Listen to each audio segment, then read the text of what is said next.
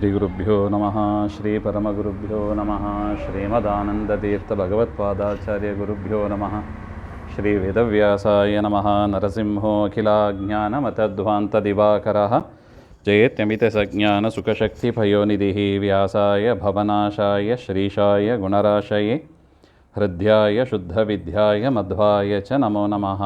ಪ್ರಥಮೋ ಹನುಮಾನ್ನಾಮ ದ್ವಿತೀಯೋ ಭೀಮ ಏವ ಚ ಪೂರ್ಣಪ್ರಜ್ಞಸ್ತೃತೀಯಸ್ತು ಭಗವತ್ಕಾರ್ಯಸಾಧಕಃ ಪೂಜ್ಯಾಯ ರಾಘವೇಂದ್ರಾಯ ಸತ್ಯಧರ್ಮರತಾಯ ಚ ಭಜತಾಂ ಕಲ್ಪವೃಕ್ಷಾಯ ನಮತಾಂ ಕಾಮಧೇನವೇ ದುರ್ವಾದಿಧ್ವಾಂತರವೇ ವೈಷ್ಣವೇಂದೀವರೆಂದವೇ ಶ್ರೀರಾಘವೇಂದ್ರಗುರವೇ ನಮೋ ಅತ್ಯಂತದಯಾಳವೇ. ಮೂಕೋಪಿ ಯತ್ಪ್ರಸಾದೇನ ಮುಕುಂದಶಯನಾಯತೆ ರಾಜರಾಜಾಯತೆ ರಿಕ್ತಃ ರಾಘವೇಂದ್ರಂ ತಮಾಶ್ರಯೇ. ಆಪಾದಮೌಲಿಪರ್ಯಂತಂ ಗುರುಣಾಂ ಆಕೃತಿಂ ಸ್ಮರೇತೇನ ವಿಘ್ನಾಃ ಪ್ರಣಶ್ಯಂತಿ ಸಿದ್ಧ್ಯಂತಿ ಚ ಮನೋರಥಾಃ.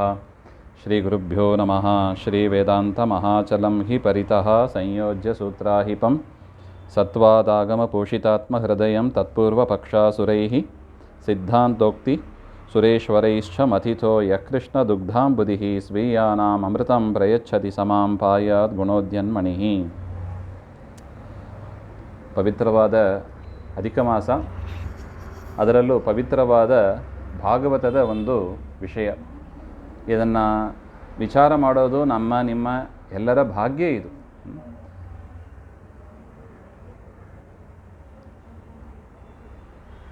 ಕಲಿಯುಗದ ಜನರಿಗಾಗಿ ಅವತಾರ ಮಾಡಿದ ದೇವರು ಅಂದರೆ ಕೃಷ್ಣ ಪರಮಾತ್ಮ. ಕಲಿಯುಗದ ದೇವರು ಅಂದರೆ ಕೃಷ್ಣ. ಕಲಿಯುಗದ ಗ್ರಂಥ ಅಂದರೆ ಅದು ಭಾಗವತ. ಕಲಿಯುಗದಲ್ಲಿ ಪ್ರತಿಯೊಬ್ಬರೂ ಕೇಳಬೇಕಾದ ಗ್ರಂಥ ಅದು ಶ್ರೀಮದ್ ಭಾಗವತ. ಅಂಥ ಭಾಗವತದ ದಶಮಸ್ಕಂದ, ಅದರಲ್ಲಿ ವಿಶೇಷವಾಗಿ ಕೃಷ್ಣನ ಚರಿತ್ರೆ ಬರುತ್ತದೆ. ಆ ಭಾಗವತವನ್ನು ಗುರುಗಳ ಹತ್ರ ಕೊಡಬೇಕಂತ. ಗುರುಗಳ ಹತ್ರ ಕೊಟ್ಟರೆ ಅವರು ತಿಳಿಸಿಕೊಡುವ ರೀತಿ ನೀತಿನೇ ವಿಶೇಷವಾಗಿ ಇರುತ್ತದೆ, ಅದ್ಭುತವಾಗಿ ಇರುತ್ತದೆ. ಗುರುಮುಖದಿಂದ ಸಚ್ಚಾಸ್ತ್ರ ಪುರಾಣವ ನಿರುತದಿ ಕೇಳುತ್ತಿರುವಂಥ ಗುರುಸಾರ್ವಭೌಮರು ವಾದಿರಾಜ ಶ್ರೀಪಾದಂಗಳವರೇ ತಿಳಿಸಿಕೊಡ್ತಾ ಇದ್ದಾರೆ. ಯಾವುದೇ ಗ್ರಂಥ ಆಗಲಿ ಅದನ್ನು ಏನು ಮಾಡಬೇಕು? ಗುರುಮುಖೇನ ಕೇಳಬೇಕು. ಗುರುಮುಖೇನ ಕೇಳಬೇಕು ಅಂದರೆ ಏನರ್ಥ? ಗುರುಗಳ ಅಭಿಪ್ರಾಯವನ್ನು ಅರಿತವರಾಗಿ ಅದನ್ನು ಕೇಳಬೇಕು ಅಂತ. ಗುರುಗಳ ಅಭಿಪ್ರಾಯ ನಮಗೆ ಗೊತ್ತಾಗೋದು ಹೇಗೆ? ಹಾಗೆಂದರೆ ಅವರು ಅದನ್ನು ವ್ಯಾಖ್ಯಾನ ಮಾಡಿ ಇಟ್ಟಿದ್ದಾರೆ. ಅಂದರೆ ಆ ವ್ಯಾಖ್ಯಾನಗಳ ಮೂಲಕ ನಾವು ಅದನ್ನು ತಿಳಿದರೆ ಅದರ ನಿಜವಾದ ಸ್ವಾರಸ್ಯ, ಗ್ರಂಥಕರ್ತೃವಿನ ಅಂದರೆ ವೇದವ್ಯಾಸರ ನಿಜವಾದ ಅಭಿಪ್ರಾಯ ಏನು ಎಂಬುದು ನಮಗೆ ಅರ್ಥ ಆಗ್ತದೆ. ಅದು ಇಲ್ಲದಿದ್ದರೆ ಏನಾಗುತ್ತದೆ? ಅದು ಎಂಥ ಗುರುಗಳು? ಜಗದ್ಗುರುಗಳು ಶ್ರೀಮನ್ ಮಧ್ವಾಚಾರ್ಯರು. ಅವರ ವ್ಯಾಖ್ಯಾನವನ್ನು ಅನುಸರಿಸಿ ರಚನೆ ಮಾಡಿದ ಗ್ರಂಥ. ಬೇರೆಯವರು ವ್ಯಾಖ್ಯಾನ ಹೇಳ್ತಾರೆ, ಆದರೆ ಅದು ಏನಾಗಿರೋದಿಲ್ಲ, ವೇದವ್ಯಾಸರಿಗೆ ಒಪ್ಪಿಗೆಯಾಗಿರೋದಿಲ್ಲ. ಅಲ್ಲ, ನೀವು ಹೇಗೆ ಹೇಳ್ತೀರಿ? ಶ್ರೀಮನ್ ಮಧ್ವಾಚಾರ್ಯರು ಹೇಳಿದ್ದು ಮಾತ್ರ ವೇದವ್ಯಾಸರಿಗೆ ಒಪ್ಪಿಗೆ ಇರೋದು, ಬೇರೆಯವರು ಹೇಳಿದ್ದು ಸರಿಯಲ್ಲ ಅಂತ ನೀವು ತೀರ್ಮಾನಕ್ಕೆ ಹೇಗೆ ಬಂದ್ರಿ ಅಂತ ಒಂದು ಪ್ರಶ್ನೆ ಬರ್ತದೆ. ಅದಕ್ಕೇನು ಉತ್ತರ ಕೊಡಬೇಕು? ಶ್ರೀಮದಾಚಾರ್ಯರು ಹೇಳಿದ್ದೇ ಯಾಕೆ ಸರಿ? ಬೇರೆಯವರ ವ್ಯಾಖ್ಯಾನವೂ ಸರಿಗಿರ್ಬೋದಲ್ಲ ಹಾಗೆ ಅಂತ ಒಂದು ಪ್ರಶ್ನೆ ಬರುತ್ತದೆ. ಇಷ್ಟೇ ಅಭಿಪ್ರಾಯ. ವೇದವ್ಯಾಸರು ತಾವು ಏನು ರಚನೆ ಮಾಡಿದ್ದಾರೆ ಅದನ್ನು ಬೇರೆ ಗ್ರಂಥದಲ್ಲಿ ಅದರ ಅರ್ಥವನ್ನು ನಿರೂಪಣೆ ಮಾಡಿದ್ದಾರೆ. ಉದಾಹರಣೆಗೆ ಬ್ರಹ್ಮಸೂತ್ರದ ಅರ್ಥವನ್ನು ತಿಳಿಸಿಕೊಡೋದಕ್ಕೆ ಒಂದು ರೀತಿಯಾಗಿ ಭಾಗವತ ಹೊರಟಿದೆ ಅಂತ ಹೇಳ್ಬೋದು. ಆಚಾರ್ಯ ನಮಗದು ಗೊತ್ತಾಗೋದಿಲ್ಲ. ಬ್ರಹ್ಮಸೂತ್ರಕ್ಕೂ ಭಾಗವತಕ್ಕೂ ಏನ್ರೀ ಸಂಬಂಧ ಅಂತ ನೀವು ಮತ್ತೆ ಕೇಳ್ಬೋದು. ಅದಕ್ಕೆ ಅದು ವೇದವ್ಯಾಸರೇ ಹೇಳಿಟ್ಟಿದ್ದಾರೆ. ಗರುಡ ಪುರಾಣದಲ್ಲಿ ಅರ್ಥೋಯಂ ಬ್ರಹ್ಮಸೂತ್ರಾಣಾಮ್ ಅಂತ ಹೇಳ್ತಾರೆ. ಭಾಗವತ ಅಂದರೆ ಇದು ಏನದು? ಬ್ರಹ್ಮಸೂತ್ರಗಳ ಒಂದು ರೀತಿಯಾದ ವ್ಯಾಖ್ಯಾನ ಅದು. ಅಲ್ಲ, ನಿಮಗೇನು ಗೊತ್ತಾಯಿತು? ಆ ವೇದವ್ಯಾಸರೇ ಹೇಳಿಟ್ಟಿದ್ದಾರೆ. ಅದನ್ನು ತೆಗೆದು ತೋರಿಸಿದವರು ಶ್ರೀಮನ್ ಮಧ್ವಾಚಾರ್ಯರು. ಅದರಿಂದ ಆಚಾರ್ಯರು ಹೇಳಿದ್ದು ಅಂದರೆ ಅದು ವೇದವ್ಯಾಸರಿಗೆ ಸಮ್ಮತವಾದದ್ದು ಅಂತ ನಾವು ಹೇಗೆ ಅರ್ಥ ಮಾಡ್ಕೋಬೋದು? ಹಾಗೆಂದರೆ ಇಷ್ಟೇ, ವೇದವ್ಯಾಸರೇ ಅದನ್ನು ಹೇಗೆ ಡಿಕೋಡ್ ಮಾಡಬೇಕು ಅಂತ ಬೇರೆ ಪುರಾಣಗಳಲ್ಲಿ ಅದನ್ನು ತಿಳಿಸಿಟ್ಟಿದ್ದಾರೆ. ಅದರಿಂದ ವೇದವ್ಯಾಸರ ಅಭಿಪ್ರಾಯವನ್ನು ಅರ್ಥ ಮಾಡ್ಕೋಬೇಕು ಅಂದರೆ ನಮ್ಮ ತಲೆಯಲ್ಲಿ ಏನೇನು ಇರಬೇಕು? ವೇದಗಳು ಇರಬೇಕು, ಬ್ರಹ್ಮಸೂತ್ರ ಇರಬೇಕು, ಮಹಾಭಾರತ ಇರಬೇಕು, ಪುರಾಣಗಳು ಇರಬೇಕು, ಉಪಪುರಾಣಗಳು ಇರಬೇಕು. ಇದೆಲ್ಲ ಇದ್ದರೆ ವೇದವ್ಯಾಸರ ಅಭಿಪ್ರಾಯ ಏನು ಅಂತ ನಮಗೆ ಅರ್ಥ ಆಗ್ತದೆ. ಅದು ಯಾರಿಗೆ ಇರಲಿಕ್ಕೆ ಸಾಧ್ಯ? ನಮಗೆ ಒಂದು ಶ್ಲೋಕನೂ ನೆನಪಿರೋದಿಲ್ಲ. ಇಷ್ಟು ಗ್ರಂಥಗಳು ನೆನಪಿಟ್ಕೋಬೇಕು ಅಂದರೆ ಅದಕ್ಕೆ ಪೂರ್ಣಪ್ರಜ್ಞರು ಅಂತ ಮಧ್ವಾಚಾರ್ಯರು ಎಲ್ಲವನ್ನು ತಲೆಯಲ್ಲಿ ಇಟ್ಟುಕೊಂಡು ಅದರ ವೇದವ್ಯಾಸರಿಗೆ ಸಮ್ಮತವಾದ ಅಭಿಪ್ರಾಯವನ್ನು ತಿಳಿಸಿಕೊಡುತ್ತಾರೆ. ಬೇರೆ ಆಚಾರ್ಯರು ಅಷ್ಟು ಅಸಮರ್ಥರಾಗಿದ್ದಾರೆ. ಹಾಗೆ ಅಂತ ಇಷ್ಟು ವ್ಯತ್ಯಾಸ ಇದೆ. ಅದರಿಂದ ಏನೋ ಮಾಧ್ವರಾಗಿ ಹುಟ್ಟುಬಿಟ್ಟಿದ್ದೀವಿ, ಅದರಿಂದ ಮಧ್ವಾಚಾರ್ಯರು ನಮಗೆ ಮಧ್ವಾಚಾರ್ಯರು, ನಿಮಗೆ ನಿಮ್ಮ ಗುರುಗಳು, ಆ ಅರ್ಥದಲ್ಲಿ ಬಂದದ್ದಲ್ಲ. ಅದು ಏನು ಬೇಕಾಗಿದೆ? ವೇದವ್ಯಾಸರ ನಿಜವಾದ ಅಭಿಪ್ರಾಯ ಏನು ಈ ವಿಚಾರದಲ್ಲಿ ಅದನ್ನು ತಿಳ್ಕೋಬೇಕು ಅಂದರೆ ವೇದವ್ಯಾಸರೇ ಮಾರ್ಗದರ್ಶನ ಮಾಡಿದ ರೀತಿಯಲ್ಲಿ ಅದನ್ನು ತಿಳ್ಕೊಂಡ್ರೆ ಮಾತ್ರ ಅವರ ಅಭಿಪ್ರಾಯವನ್ನು ಅರ್ಥ ಮಾಡಿಕೊಳ್ಳಿಕ್ಕೆ ಸಾಧ್ಯವಾಗ್ತದೆ. ಇಲ್ಲದಿದ್ದರೆ ಅದು ಏನೇನೋ ವ್ಯಾಖ್ಯಾನಗಳು ಬಂದ್ಬಿಡುತ್ತದೆ. ಅದು ಮಹಾಭಾರತ ಓದಿದಾಗ ಕೌರವರು ಪಾಂಡವರನ್ನೇ ಹೇಳಬೇಕು, ಇನ್ನು ಶಿವಪುರಾಣ ಓದಿದಾಗ ಶಿವನೇ ದೊಡ್ಡವನು ಅಂತ ಹೇಳಬೇಕು. ಯಾಕೆ? ಆ ಗ್ರಂಥ ಹಾಗೆ ಇದೆ. ಅದು ಮೇಲ್ನೋಟಕ್ಕೆ ನೋಡಿದರೆ ಹಾಗೆ ಅರ್ಥ ಆಗೋದು. ಕೇಳುವವರಿಗೆ ಸಂಶಯ. ಮಹಾಭಾರತಕ್ಕೂ ಬಂದಿರ್ತಾರೆ, ಶಿವಪುರಾಣ ಹೇಳುವಾಗಲೂ ಬಂದಿರ್ತಾರೆ. ಅಲ್ಲರಿ ಅವತ್ತು ಹಂಗೆ ಹೇಳಿದಿರಿ, ಇವತ್ತು ಹಿಂಗೆ ಹೇಳಿತಾರಲ್ಲ, ಅದು ಅಲ್ಲಿ ಹಾಗೆ ಇಲ್ಲಿ ಹೀಗೆ ಅಷ್ಟೇ ಹೇಳಬೇಕು, ಇನ್ನೇನು ಹೇಳಬೇಕು ಅವ್ರ ಹತ್ರ? ಹಾಗಿಲ್ಲ. ಅದು ಒಂದು ವಿಚಾರವನ್ನು ಮಥನ ಮಾಡಿ ಪೂರ್ವಾಪರ ವಿಚಾರ ಮಾಡಿ ಸರಿಯಾದ ಅಭಿಪ್ರಾಯವನ್ನು ತಿಳ್ಕೋಬೇಕು ಅಂದರೆ ಎಲ್ಲವನ್ನೂ ತಿಳಿಬೇಕು. ಎಲ್ಲವನ್ನು ತಿಳಿದರೆ ಮಾತ್ರ, ಅಂದರೆ ವೇದವ್ಯಾಸರು ರಚನೆ ಮಾಡಿದ ಎಲ್ಲ ಗ್ರಂಥಗಳ ಜ್ಞಾನ ಇದ್ದರೆ ಮಾತ್ರ ಅದರ ನಿಜವಾದ ರಹಸ್ಯ. ಅದಕ್ಕೆ ಇದೇನು ಇದು ರಹಸ್ಯ. ಇದು ವಿಷ್ಣು ರಹಸ್ಯ ಅಂತಲೂ ಒಂದು ಗ್ರಂಥ ಇದೆ. ವಿಷ್ಣುವಿನ ರಹಸ್ಯ ಯಾಕೆ ಈ ರೀತಿಯಾಗಿ ಮಾಡಿಟ್ರು ವೇದವ್ಯಾಸರು? ಸುಲಭವಾಗಿ ಮಾಡಿಡಬಾರದೆ, ಇಷ್ಟು ಗೊಂದಲ ಯಾಕೆ ಮಾಡಿಟ್ರು? ಅದು ಒಂದು ಆಕ್ಷೇಪ. ಮತ್ತೆ ಆಕ್ಷೇಪ ಮಾಡೋದರಲ್ಲಿ ಅಗ್ರಗಣ್ಯರು ನಾವು. ಅವ್ರು ಹೇಳ್ತಾರೆ, ಹೌದಪ್ಪ ಅದು ರಹಸ್ಯ, ಅದಷ್ಟು ಬೇಗ ಅರ್ಥ ಆಗಬಾರ್ದು ಅಂತಲೇ ಹಾಗೆ ಜೋಪಾನವಾಗಿ ಇಟ್ಟಿರೋದು. ಯಾಕೆ? ಎಲ್ಲರೂ ಬುಕ್ ಪಬ್ಲಿಷ್ ಮಾಡ್ತಾರೆ, ಎಲ್ಲರೂ ಟ್ರಾನ್ಸ್ಲೇಷನ್ ಮಾಡ್ತಾರೆ. ಇಂಟರ್ನೆಟ್ ಬಂದಾಗಂತೂ ಎಲ್ಲ ಕೈಲಿ ಎಲ್ಲವೂ ಸಿಗ್ತದೆ, ಇಲ್ಲ ಅಂತ ಇಲ್ಲ. ಅಂಥ ಸಂದರ್ಭದಲ್ಲೂ ಕೂಡ ಅದನ್ನೆಲ್ಲ ನಾವು ಜೋಪಾನವಾಗಿ ರಕ್ಷಣೆ ಮಾಡಬೇಕು ಅಂದರೆ ಏನು ಮಾಡಬೇಕು? ಎಲ್ಲವನ್ನು ಒಂದೇ ಇದರಲ್ಲಿ ಬರೆದಿಡಬಾರ್ದು. ಇದು ವೇದವ್ಯಾಸರು ತೆಗೆದುಕೊಂಡ ಒಂದು ತೀರ್ಮಾನ ಅಂತ ಹೇಳ್ಬೋದು ನಾವು. ಜ್ಞಾನವನ್ನು ವಿನಿಯೋಗ ಮಾಡುವ ಕ್ರಮ ಇದೆ ನೋಡಿ, ವೇದವ್ಯಾಸರಿಂದ ಕಲಿಬೇಕು. ಆ ರೀತಿಯಾಗಿ ಆ ವೇದವ್ಯಾಸರ ಅಭಿಪ್ರಾಯವನ್ನು ಅರ್ಥ ಆಗಬೇಕು ಅಂದರೆ ಅದಕ್ಕೆ ಶ್ರೀಮನ್ ಮಧ್ವಾಚಾರ್ಯರ ವ್ಯಾಖ್ಯಾನವೇ ಅದು. ಮಾಧ್ವರು ನಾವು ಹುಟ್ಟಿ ಬಂದಿದ್ದೀವಿ ಆ ರೀತಿಯಿಂದ ಅಲ್ಲ. ಅದು ಯಾರೇ ವಿಚಾರ ಮಾಡಿದರೂ ಕೂಡ ಶ್ರೀಮನ್ ಮಧ್ವಾಚಾರ್ಯರ ವಿವರಣೆಗೆ ವಿರುದ್ಧವಾಗಿ ಅದನ್ನು ನಿರಾಕರಣೆ ಮಾಡುವಂತೆ ವ್ಯಾಖ್ಯಾನ ಮಾಡಲಿಕ್ಕೆ ಬರೋದೇ ಇಲ್ಲ, ಆಗೋದೇ ಇಲ್ಲ. ಅಂಥ ಅದ್ಭುತವಾದ ವ್ಯಾಖ್ಯಾನ ಅದು ಶ್ರೀಮದ್ ಆಚಾರ್ಯರ ವ್ಯಾಖ್ಯಾನ. ಹಾಗೆ ಅಂತ ಮತ್ತು ಜ್ಞಾನ ಅಲ್ಲೂ ಕೂಡ ನಾವು ನೋಡಿದ್ದೀವಿ. ಜ್ಞಾನ ಯಾಕೆ ಪಡೀಬೇಕು? ಇಷ್ಟೆಲ್ಲ ರಹಸ್ಯ ಅಂತ ಹೇಳ್ತೀರಿ, ನಾವು ಏನೋ ಊಟ ತಿಂಡಿ ಮಾಡಿಕೊಂಡು ಜಪ ತಪ ಮಾಡಿಕೊಂಡು ಹರೇ ರಾಮ ಅಂತ ಹೇಳ್ಕೊಂಡು ಹೋದರೆ ಸಾಕಲ್ಲ. ದಾಸರ ಸಂಗೀತ ಹೇಳ್ಕೊಂಡು ಅಷ್ಟು ಮಾಡಿದರೆ ಸಾಕು. ಭಾಗವತ ಇತ್ಯಾದಿಗಳನ್ನ ಯಾಕೆ ಕೇಳಬೇಕು? ವೇದಗಳನ್ನು ಯಾಕೆ ಓದಬೇಕು? ಬ್ರಹ್ಮಸೂತ್ರ ಯಾಕೆ ಓದಬೇಕು? ಭಾಗವತ ಯಾಕೆ ಓದಬೇಕು? ದಾಸರ ಪದ ಕನ್ನಡದಲ್ಲಿ ಸುಲಭವಾಗಿದೆ, ಹೇಳ್ಕೊಂಡು ಅದರ ಸಾಕಲ್ಲ. ಇದು ಕೆಲವರ ಅಭಿಪ್ರಾಯ ಹೀಗಿದೆ. ಅಲ್ಲ, ಸಾಕಲ್ಲ ಅಂದರೆ ಯಾರು ಹೇಳಬೇಕು ಸಾಕು ಬೇಕು ಅಂತ? ಅದ್ರ ಮೇಲೆ ಡಿಪೆಂಡ್. ಸಾಕು ಬೇಕು ಯಾರು ಹೇಳಬೇಕು? ಊಟ ಕೂತಾಗ ಸಾಕು ಬೇಕು ಯಾರು ಹೇಳಬೇಕು? ಊಟ ಮಾಡುವವರು ಹೇಳಬೇಕು, ಬಡಿಸುವವರು ಮಾಡಿಬಿಟ್ರೆ ಗತಿ ಏನು? ಆ ರೀತಿಯಾಗಿ ನಮಗೆ ಏನು ಬೇಕು ಅಂತ ಹೊರಟಿರೋದು ನಾವು? ಪರಮಾತ್ಮನ ಪ್ರಸಾದ ಅನುಗ್ರಹ ಬೇಕು ಅಂತ ಹೊರಟವರು ನಾವು. ಅದರಿಂದ ಇಷ್ಟು ಮಾಡಬೇಕು ಇಷ್ಟು ಮಾಡಬಾರ್ದು ಅಂತ ಯಾರು ಹೇಳಬೇಕು? ಪರಮಾತ್ಮ ಹೇಳಬೇಕು. ಪರಮಾತ್ಮ ಹೇಳಿದಂಗೆ ನಾವು ಕೇಳಬೇಕೇ ಹೊರತು ದಾಸರ ಪದ ಹೇಳಿದರೆ ಸಾಕು ಹಾಗೆ ಅಂತ ನಾವು ಡಿಸೈಡ್ ಮಾಡಲಿಕ್ಕೆ ಬರೋದಿಲ್ಲ. ದಾನ ಯಾರು ಕೊಡಬೇಕು? ದಾನಂ ಧಾತೃವಶಂ ಅಂತ ಹೇಳ್ತಾರೆ. ನಾವೇ ಕೇಳಬಾರ್ದು, ನನಗೆ ಆ ದಾನ ಕೊಡಿ. ಇಟ್ಟಿರ್ತಾರೆ ಅನೇಕ ದಾನ ಪದಾರ್ಥಗಳಂತೂ ಇಟ್ಟಿರ್ತಾರೆ, ನನಗೆ ಅದು ಕೊಡಿ ಇದು ಕೊಡಿ ನಾವು ಕೇಳಬಾರ್ದು. ದಾನಂ ಧಾತೃವಶಂ, ಭೋಜನಂ ಭೋಕ್ತೃವಶಂ ಅಂತ ಒಂದು ಮಾತೇ ಇದೆ. ದಾನ ದಾನ ಕೊಡುವವರು ಅವರು ಡಿಸೈಡ್ ಮಾಡ್ತಾರೆ ಯಾರಿಗೆ ಏನು ಕೊಡಬೇಕು ಅಂತ. ಪರಮಾತ್ಮ ಹೇಗೆ ಬುದ್ಧಿ ಪ್ರಚೋದನೆ ಮಾಡಿರ್ತಾನೋ ಆಗ ಕೊಡ್ತಾರೆ. ಭೋಜನ ಭೋಕ್ತರು ಡಿಸೈಡ್ ಮಾಡ್ತಾರೆ ಯಾವುದು ತಿನ್ನಬೇಕು ಯಾವುದು ಬಿಡಬೇಕು. ಅವರವರ ಆರೋಗ್ಯದ ಸಮಸ್ಯೆ ಇರುತ್ತದೆ ನೋಡಿಕೊಂಡು ಅವರವರು ಸೇವನೆ ಮಾಡ್ತಾರೆ. ಅದೇ ರೀತಿಯಾಗಿ ಮೋಕ್ಷ ಎನ್ನುವುದು ಯಾರ ವಶದಲ್ಲಿ ಇದೆ? ನಮ್ಮ ನಿಮ್ಮ ವಶದಲ್ಲಿ ಇಲ್ಲ. ಅದು ಪರಮಾತ್ಮನ ವಶದಲ್ಲಿ ಇದೆ. ಅದರಿಂದ ಪರಮಾತ್ಮ ಹೇಳಿದ ಹಾಗೆ ಕೇಳಬೇಕು. ನಮ್ಮ ಕೈಯಲ್ಲಿ ಇಲ್ಲ ಅದು. ಅದರಿಂದ ಮೋಕ್ಷ ಬೇಕು, ಪರಮಾತ್ಮನ ಮಹಾಪ್ರಸಾದ ಬೇಕು ಅಂತ ಅನಿಸುವವರು ದೇವರು ಹೇಳಿದಂಗೆ ಕೇಳಬೇಕೆ ಹೊರತು ನಮ್ಮ ತಲೆಗೆ ಬಂದಂಗೆ ಅಲ್ಲಿ ಕೆಲಸ ನಡೆಯೋದಿಲ್ಲ.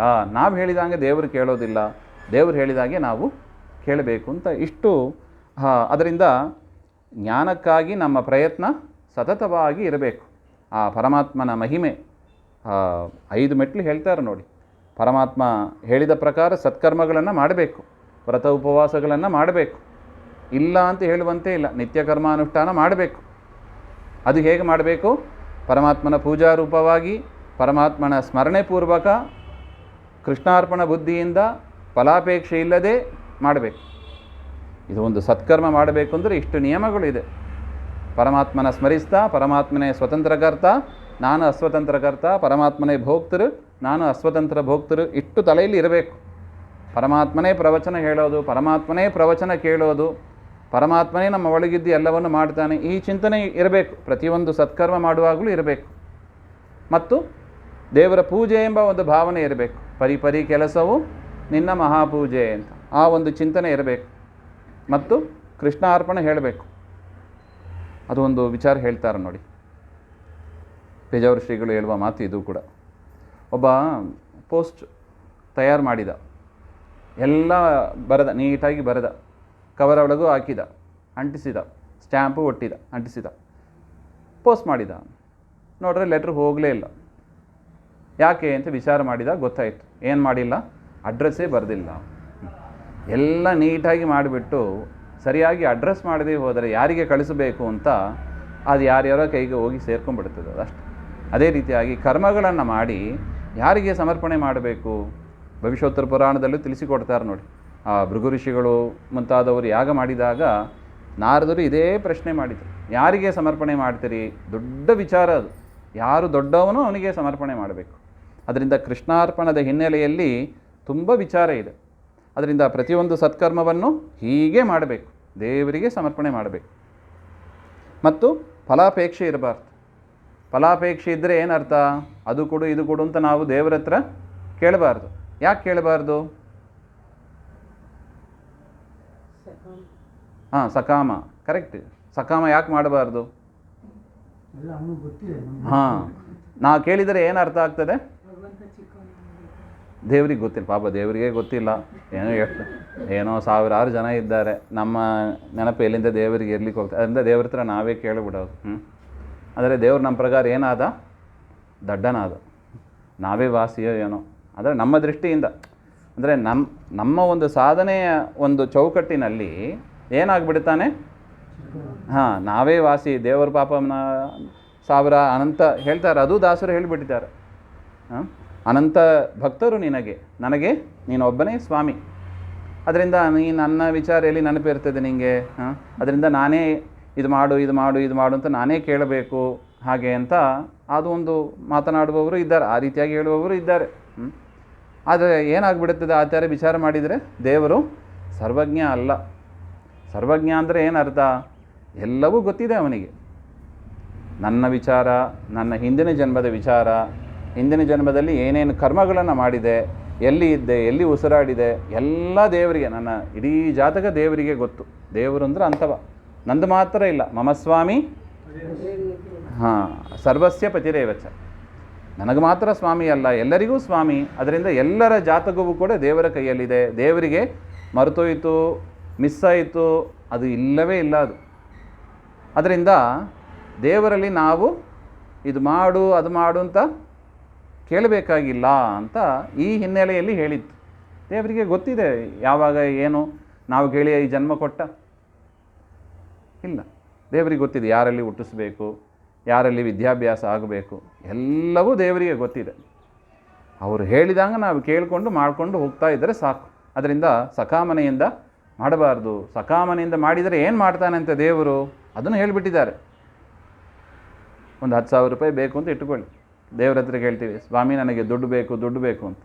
ಮುಖದ ಮೇಲೆ ಎಸಿತಾನಂತೆ, ತೆಗೆದುಕೊಂಡು ಹೋಗು ಹಾಗೆ ಅಂತ. ನಾನು ಶಾಸ್ತ್ರದಲ್ಲಿ ಹೇಳಿದ್ದೀನಿ, ನನ್ನನ್ನು ಪೂಜೆ ಮಾಡಿದರೆ, ನನ್ನನ್ನು ಉಪಾಸನೆ ಮಾಡಿದರೆ ಅವರಿಗೆ ಕೊಡ್ತೀನಿ ಹಾಗೆ ಅಂತ.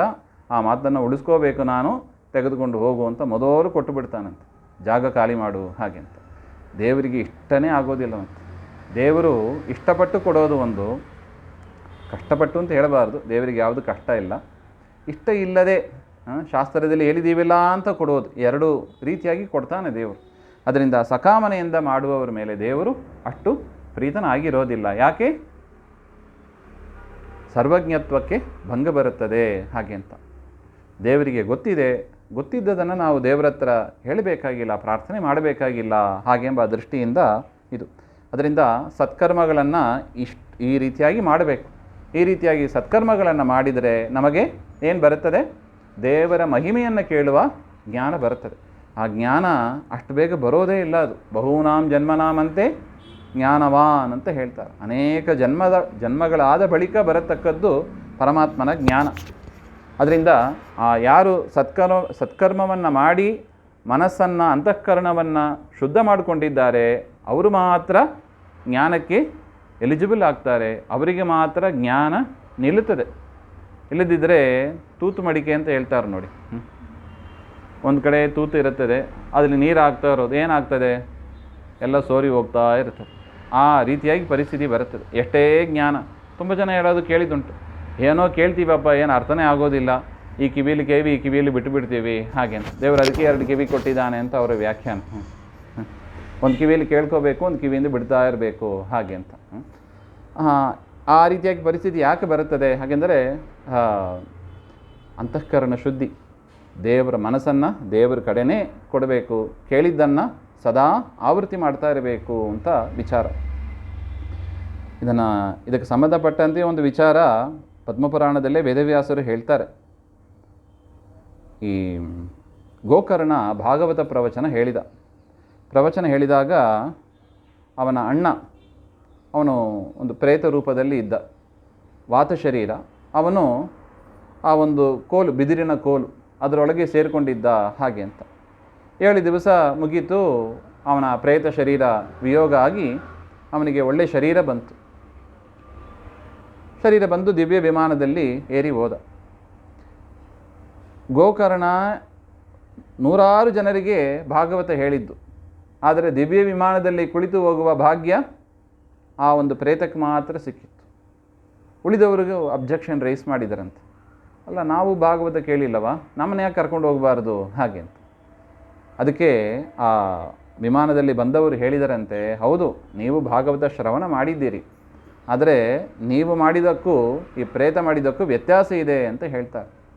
ಏನು ವ್ಯತ್ಯಾಸ ಹಾಗೆಂದರೆ, ಬೆಳಿಗ್ಗೆಯಿಂದ ರಾತ್ರಿ ತನಕ ಪ್ರವಚನ ಇರುತ್ತದೆ, ಸೂರ್ಯ ಮುಳುಗುವ ತನಕ ಭಾಗವತ ಹೇಳುವ ಕ್ರಮ ಅದು. ಬೆಳಿಗ್ಗೆಯಿಂದ ರಾತ್ರಿ ತನಕ ಇರುತ್ತದೆ. ಸೂರ್ಯ ಮುಳುಗಿದ ಮೇಲೆ ವಿಶ್ರಾಂತಿ. ಆ ವಿಶ್ರಾಂತಿಯಲ್ಲಿ ಆ ಪ್ರೇತ ಏನು ಮಾಡ್ತಾ ಇತ್ತು? ಇವತ್ತು ಏನು ಹೇಳಿದರು ಹಾಗೆ ಅಂತ ಅದನ್ನು ವಿಚಾರ ಮಾಡ್ತಾ ಇತ್ತಂತೆ. ಬೇರೆಯವರು ಊಟ ತಿಂಡಿ ಪ್ರವಚನ ಮುಗೀತು, ಊಟದ ಕಡೆ ಮನಸ್ಸು ಹೋಯಿತು ಅಂತ. ಇದು ನಿಮಗೂ ಅವರಿಗೂ ಇರುವ ವ್ಯತ್ಯಾಸ ಅಂತ ಹೇಳ್ತಾ ಇದ್ದಾರೆ. ಅದರಿಂದ ಆ ಜ್ಞಾನವನ್ನು ನಾವು ಮರೆತು ಬಿಡ್ತೀವಿ. ಯಾಕೆ? ಏನು ಮಾಡೋದಿಲ್ಲ? ಆವೃತ್ತಿ ಮಾಡೋದಿಲ್ಲ. ಆವೃತ್ತಿ ಅಸಕೃತ ಉಪದೇಶ ಅಂತ ಸೂತ್ರದಲ್ಲಿ ಹೇಳಿದಂಗೆ ಕೇಳಿದ ವಿಚಾರವನ್ನು ಮತ್ತೆ ಮತ್ತೆ ಮೆಲುಕಾಗ್ತಾ ಇರಬೇಕು ಹಾಗೆಂಬ ಒಂದು ವಿಚಾರ. ಅದರಿಂದಲೇ ಆಗ ಮಾಡಿದರೆ ಮಾತ್ರ ನಮಗೆ ಜ್ಞಾನ ನಿಲ್ಲೋದು. ನೋಡಿ, ಕರ್ಮ ಹೇಗೆ ಮಾಡಬೇಕು ಅದಕ್ಕೊಂದು ಹೀಗೆ ಕ್ರಮ ಅಂತ ವೇದವ್ಯಾಸರು ಕೊಟ್ಟಿದ್ದಾರೆ. ಜ್ಞಾನ ಅದು ಹೆಂಗೆ ಪಡ್ಕೋಬೇಕು, ಹೀಗೆ ಇರಬೇಕು ಅಂತ ಅದಕ್ಕೊಂದು ಕ್ರಮ ಕೊಟ್ಟಿದ್ದಾರೆ. ಈ ರೀತಿಯಾಗಿ ಕರ್ಮ ಮತ್ತು ಜ್ಞಾನ, ಅದರ ಜೊತೆಗೆ ವಿರಕ್ತಿ, ಜಗತ್ತಿನಲ್ಲಿ ಅಲಂಬುದ್ಧಿ ಇದ್ದರೆ ಆಗ ಮಾತ್ರ ದೇವರ ಪ್ರಸಾದ ಆಗೋದು. ಭಕ್ತಿ ಬೆಳೀತದೆ. ಆ ಭಕ್ತಿಯಿಂದ ಪ್ರಸನ್ನನಾಗಿ ಪರಮಾತ್ಮ ಅನುಗ್ರಹವನ್ನು ಮಾಡ್ತಾನೆ ಹಾಗೆ ಅಂತ. ಭಕ್ತಿ ಎಂದರೆ ಏನು? ಭಕ್ತಿಯಲ್ಲಿ 2 ಭಾಗ ಇದೆ ಅಂತ ನಾವು ನೋಡಿದ್ದೀವಿ. ಯಾವುದು? ಒಂದು ಮಹಾತ್ಮ್ಯ ಜ್ಞಾನ ಪ್ಲಸ್ ಪ್ರೀತಿ.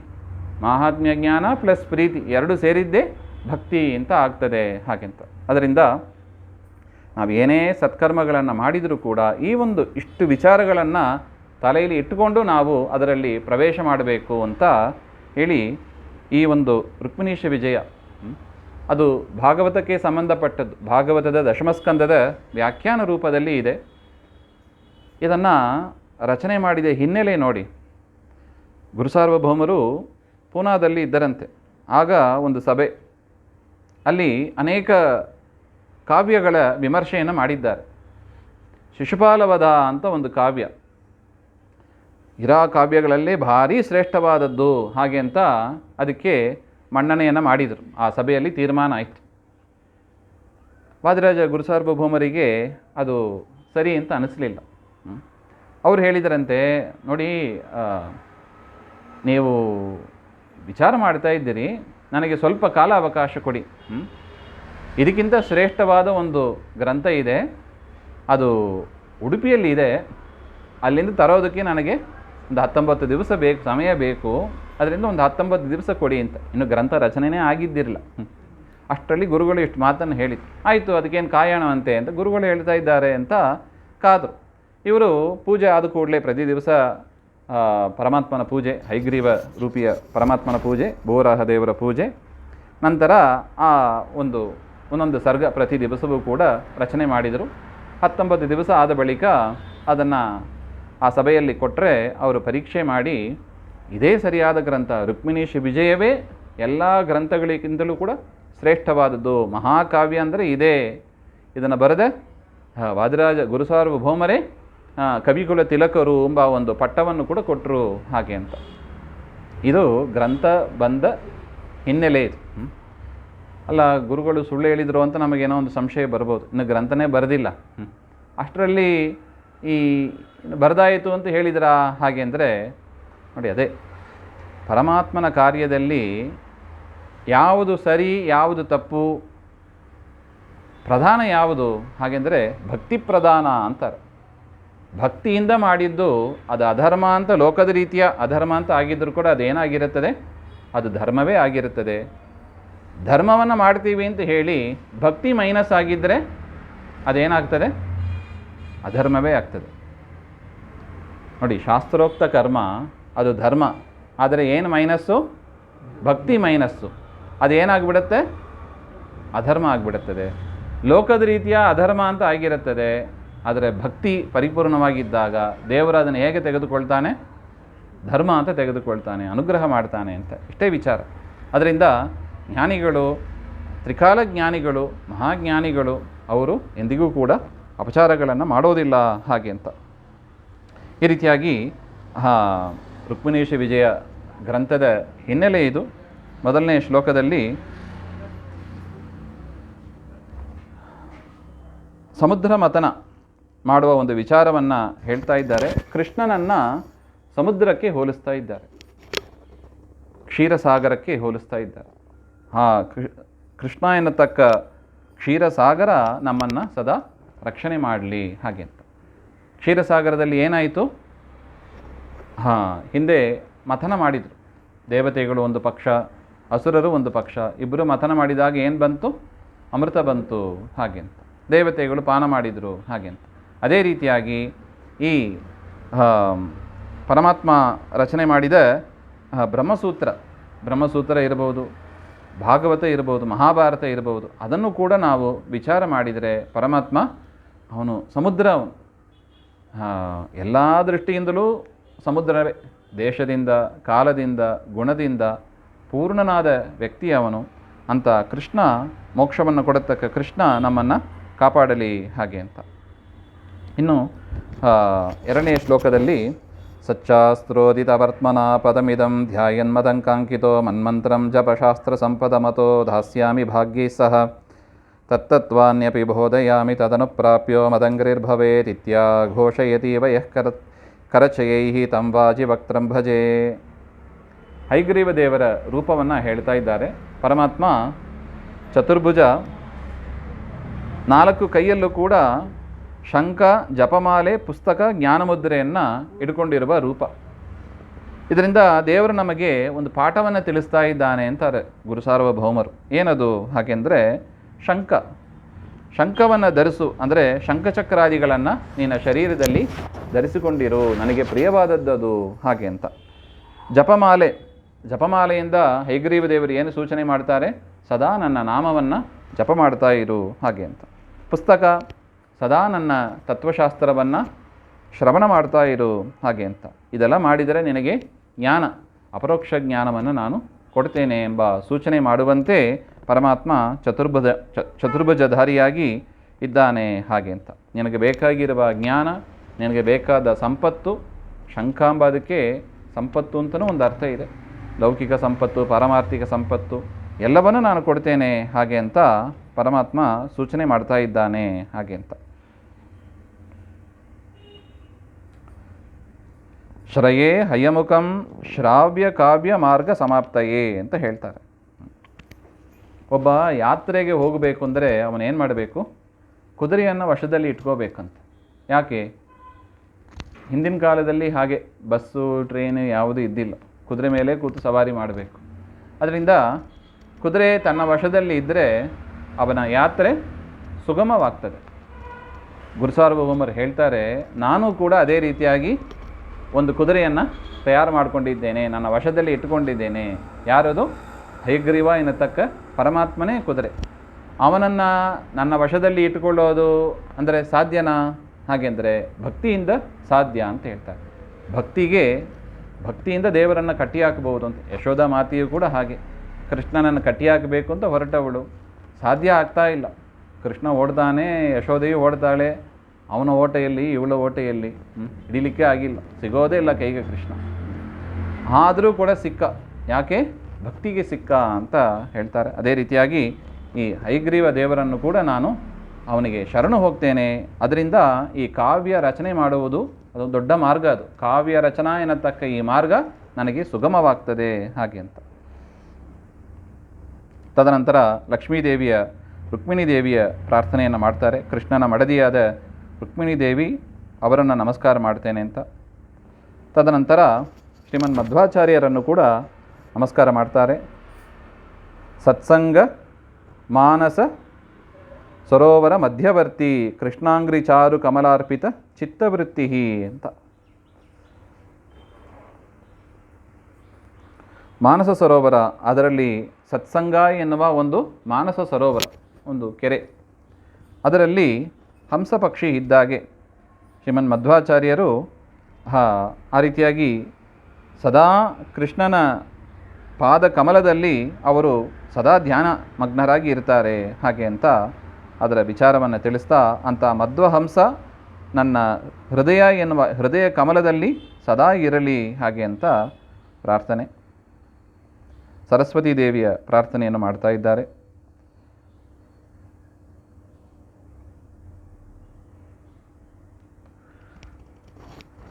ನೋಡಿ, ಶ್ರೀನಾಥ ಕೀರ್ತ್ಯಂಬುಜ ಸೇವ್ಯಗಂಧಂ ಅಂತ ಹೇಳ್ತಾರೆ. ಎಷ್ಟು ಚೆನ್ನಾಗಿದೆ ನೋಡಿ ಉದಾಹರಣೆ. ಒಂದು ಹೂವಿನ ಪರಿಮಳ ಎಲ್ಲ ಕಡೆ ಹರಡುತ್ತದೆ. ಯಾವುದರಿಂದ? ಗಾಳಿಯಿಂದ. ಗಾಳಿ ತಾನು ಬೀಸುವಾಗ ಏನಾಗ್ತದೆ? ಆ ಸುಗಂಧವನ್ನು ಎಲ್ಲ ಕಡೆ ತೆಗೆದುಕೊಂಡು ಹೋಗ್ತಾ ಇರುತ್ತದೆ. ಅದೇ ರೀತಿಯಾಗಿ ನಾನು ಕೂಡ ಮುಖ್ಯಪ್ರಾಣದೇವರನ್ನು ಶರಣು ಹೋಗ್ತೇನೆ. ಅವರು ಗಾಳಿ, ಅದು. ಅದರಿಂದ ಈ ಕಾವ್ಯದ ಕೀರ್ತಿ ಎಲ್ಲ ಕಡೆ ಹರಡಲಿ ಅಂತ ಪ್ರಾರ್ಥನೆ ಮಾಡ್ತಾ ಇದ್ದಾರೆ. ಹಯಗ್ರೀವರೂಪಿ ಪರಮಾತ್ಮನ ಮೂಗಿನ ದ್ವಾರದಿಂದ, ಉಸಿರಾಟದಿಂದ ಬಂದದ್ದೇ ವೇದಗಳು.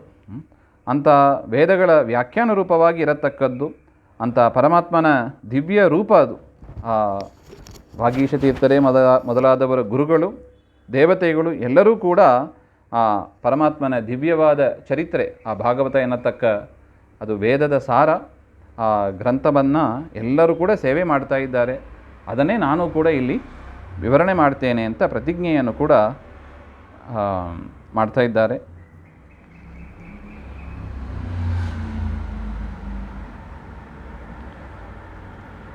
ಒಬ್ಬ ಮಾಲೆಗಾರ, ಮಾಲೆಯನ್ನು ಕಟ್ಟುವವ, ಅವನಿಗೆ ಮಾಲೆಯನ್ನು ಕಟ್ಟೋದಕ್ಕೆ ಅಷ್ಟು ಸಾಮರ್ಥ್ಯ ಇರೋದಿಲ್ಲ. ಆದರೂ ಏನೋ ಒಂದು ಮಾಡಿ ಮಾಲೆ ಅಂತ ತಯಾರು ಮಾಡಿದ್ದಾನೆ. ಒಳ್ಳೆ ಮಲ್ಲಿಗೆ ಹೂವಿನ ಮಾಲೆ ಅದು. ಆ ಮಾಲೆಯನ್ನು ಯಾರಾவது ಬಿಸಾಕಾರ? ಯದ್ಯಪಿ ಅದನ್ನು ನಿರ್ಮಾಣ ಮಾಡಿದ ಆ ವ್ಯಕ್ತಿಗೆ ಅಷ್ಟು ಸಾಮರ್ಥ್ಯ ಇರೋದಿಲ್ಲ. ಅದೇ ರೀತಿಯಾಗಿ ನನಗೂ ಕೂಡ ಈ ಕಾವ್ಯ ಎನ್ನತಕ್ಕ ಅದೊಂದು ಹೂವಿನ ಮಾಲೆ ಅದು, ಅದನ್ನು ನಾನು ರಚನೆ ಮಾಡ್ತಾ ಇದ್ದೇನೆ. ನನ್ನಲ್ಲಿ ಪಾಂಡಿತ್ಯ ಇಲ್ಲದೇ ಇದ್ದರೂ ಕೂಡ ಜ್ಞಾನಿಗಳು ಇದನ್ನು ಸ್ವೀಕಾರ ಮಾಡೇ ಮಾಡ್ತಾರೆ ಹಾಗೆ ಅಂತ ಒಂದು ವಿನಯವನ್ನು ಕೂಡ ಗುರುಗಳು ಇಲ್ಲಿ ತೋರಿಸ್ತಾ ಇದ್ದಾರೆ.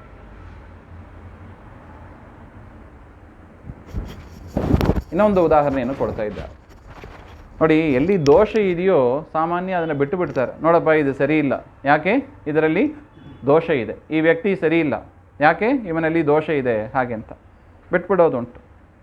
ಆದರೆ ದೋಷ ಇದ್ದರೂ ಕೂಡ ಬಿಡದೇ ಇರುವ ವ್ಯಕ್ತಿ ಯಾರಾவது ಇದ್ದಾರಾ? ಒಂದು ವಸ್ತು ಇದೆ, ದೋಷ ಇದ್ದರೂ ಕೂಡ ಎಲ್ಲರೂ ಇಷ್ಟಪಡ್ತಾರೆ.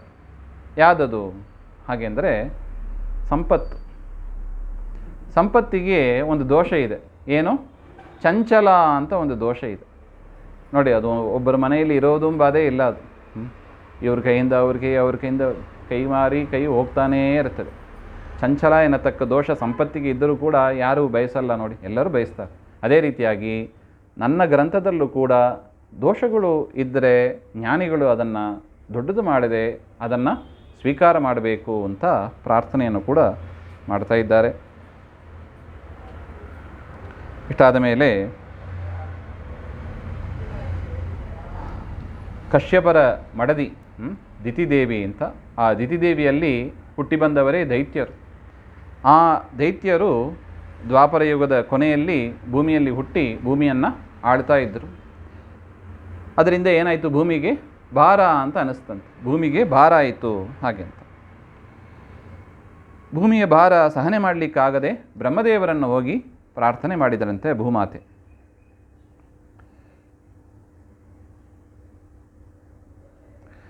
ಯಾಕೆ ಹಾಗೆಂದರೆ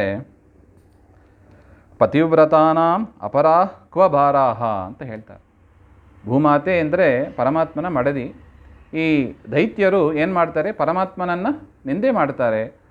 ಪರಮಾತ್ಮನನ್ನು ನಿಂದೆಯನ್ನು ಕೇಳೋದು ಪತಿವ್ರತಾ ಸ್ತ್ರೀಯರಿಗೆ ಅದು ಉಚಿತ ಅಲ್ಲ, ಅದು ಅವರು ಸಹನೆ ಮಾಡೋದಿಲ್ಲ.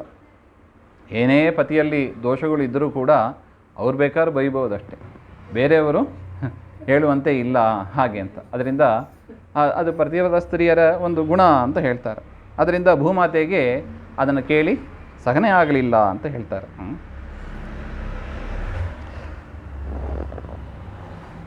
ಮತ್ತು ಪರಮಾತ್ಮನ ಹತ್ರ ಹೋಗಬೇಕು.